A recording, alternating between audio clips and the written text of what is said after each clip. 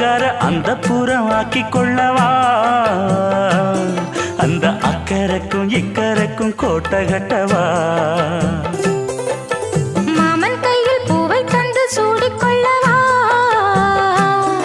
அடி ஆசை என்னும் ஊஞ்சல் கட்டி ஆடிக்கொள்ளவா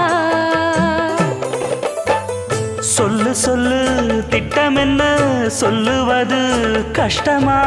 பொத்தி பொத்தி வச்சதென்ன என்னென்னவோ இஷ்டமா